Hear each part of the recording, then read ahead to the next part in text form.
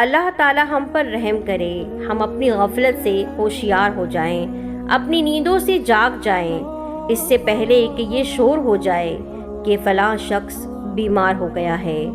مایوسی کی یہ حالت ہے کہ کوئی اچھا سا حکیم بلاؤ، کسی اچھے ڈاکٹر کو بلاؤ، پھر تمہارے لیے حکیم اور ڈاکٹر بلائے جائیں اور زندگی کی کوئی امید نہ ہو۔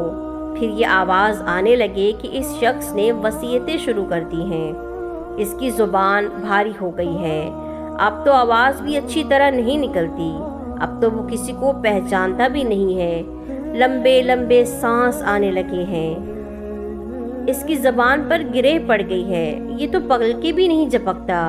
اس وقت تجھے آخرت کے حوال محسوس ہونے لگیں گے، لیکن زبان تتلا جائے گی، اب کوئی بات کہہ بھی نہیں سکتے۔ بھائی بہن رشتہ دار کھڑے ہو کر رو رہے ہوں گے۔ کبھی بیٹا سامنے آتا ہے اور کہتا ہے ابو جان مجھ سے بات کیجئے، کبھی بھائی سامنے آتا ہے اور کہتا ہے بڑے بھائی مجھ سے بات کریں، کبھی بیوی سامنے آتی ہے اور کہتی ہے میرے سرتاج کیا ہو گیا ہے آپ کو، آپ مجھ سے بات کیوں نہیں کرتے؟ مگر زبان کچھ نہیں بولتی۔ اتنے میں بدن کے اجزاء سے روح نکلنا شروع ہو جاتی ہے اور آخر روح آسمان پر چلی جاتی ہے۔ عزیز و قارب جلدی جلدی دفنانے کی تیاریاں شروع کر دیتے ہیں، عیادت کرنے والے رو رو کر چپ ہو جاتے ہیں، دشمن خوشیاں مناتے ہیں، عزیز و رشتہ دار مال بانٹنے میں لگ جاتے ہیں اور مرنے والا اپنے اعمال میں پھنس جاتا ہے۔ یہ دنیا ہمیں بھول جائے گی، سب بھول جائیں گے، کون ابا، کون اماں، کون بہن، کون بھائی، کسی کو بھی یاد نہیں رہیں گے۔ سب لوگ کچھ دنوں بعد اپنی اپنی زندگیوں میں مصروف ہو جائیں گے اور ہم اپنی قبروں میں یا تو سکون کی نیند سو رہے ہوں گے یا پھر عذاب کے گڑھے میں۔ زندگی کی حقیقت کیا ہے، موت کا منظر کیا ہے، اس کے حوالے سے حضرت ابو ہریرہ رضی اللہ تعالیٰ عنہ فرماتے ہیں کہ ایک مرتبہ مجھ سے حضور اکرم صلی اللہ علیہ وآلہ وسلم نے فرمایا کہ میں تمہیں دنیا کی حقیقت دکھاؤں۔ میں نے عرض کیا ضرور، ارشاد فرمائے پیارے رسول۔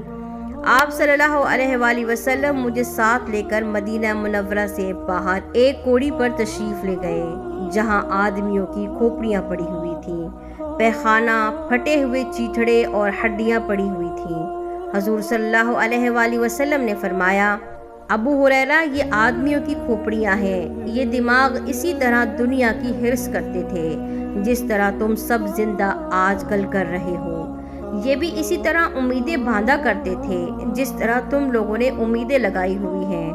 آج یہ بغیر کھال کے پڑی ہوئی ہیں اور چند روز گزر جانے کے بعد مٹی ہو جائیں گی۔ یہ پیخانہ وہ رنگ برنگے کھانے ہیں جن کو بڑی بڑی محنتوں سے کمایا، حاصل کیا اور پھر ان کو تیار کیا اور کھایا۔ اب یہ اس حال میں پڑا ہے کہ لوگ اس سے نفرت کر کے دور بھاگتے ہیں۔ لذیذ کھانے جس کی خوشبو دور دور سے لوگوں کو اپنی طرف متوجہ کرتی تھی، آج اس کی بدبو لوگوں کو اپنے سے منتفر کرتی ہے۔ یہ چیتھڑے وہ زینت کا لباس جس کو پہن کر آدمی اکڑتا تھا، آج یہ اس حال میں ہے کہ ہوائیں اس کو کبھی ادھر اور کبھی ادھر پھینکتی ہیں۔ یہ ہڈیاں ان جانوروں کی ہڈیاں ہیں جس پر لوگ سواریاں کیا کرتے تھے، گھوڑوں پر بیٹھ کر مٹکتے تھے اور دنیا میں گھومتے تھے، بس جسے ان احوال پر اور ان کے عبرتناک انجام پر رونا ہو وہ ان کو آ کر دیکھے اور روئے۔ حضرت ابو ہریرہ رضی اللہ تعالیٰ عنہ فرماتے ہیں کہ ہم سب بہت ہی زیادہ رونے لگے۔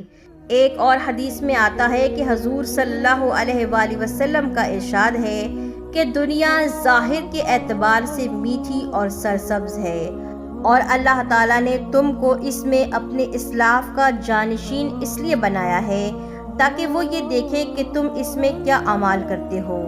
بنی اسرائیل پر جب دنیا کی فتوحات ہونے لگی تو وہ اس کے زیب و زینت اور عورتوں اور زیوروں کے چکر میں پڑ گئے۔ پیاری بہنوں اور پیارے بھائیوں، غور کریں، کہیں مرد آج کی عورتوں کے چکر میں تو نہیں پڑ گئے اور کہیں عورتیں زیب و زینت میں تو نہیں لگ گئیں۔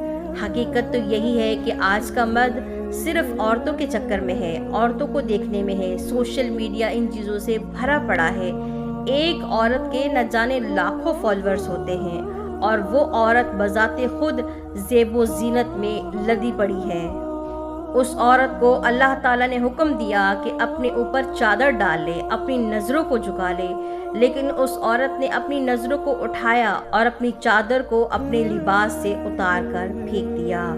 اور مردوں کو حکم تھا کہ اپنی نظروں کو نیچے رکھ لے، لیکن مردوں نے اس عورت کو اس طرح دیکھا کہ وہ دنیا کی اس چاق و چوبند میں کھو گئے اور دین سے غفلت میں ڈوب گئے۔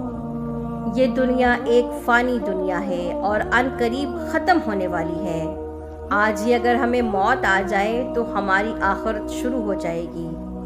تو چند روز کے لیے اور چند روز کی عیاشی کے لیے اپنی آخرت کو تباہ مت کریں، اپنے اللہ کو ناراض مت کریں۔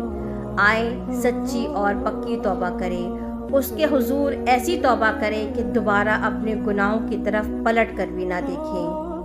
اللہ سے دعا ہے کہ اللہ رب العزت ہمیں سچی اور پکی توبہ کرنے کی توفیق عطا فرمائے۔ اللہ رب العزت ہمارے معاملات آسان فرمائے، دنیا کے بھی اور آخرت کے بھی۔ اللہ تعالیٰ ہمارے دلوں سے دنیا کی تمام تر محبتوں کو نکال کے صرف اپنی محبت پیدا کرے۔ آمین ثم آمین۔ ویڈیو کو صدقہ جاریہ سمجھ کر دوسروں کے ساتھ ضرور شیئر کیجیے گا۔ اپنا بہت سارا خیال رکھیے گا، دعاؤں میں یاد رکھیے گا۔ اللہ حافظ۔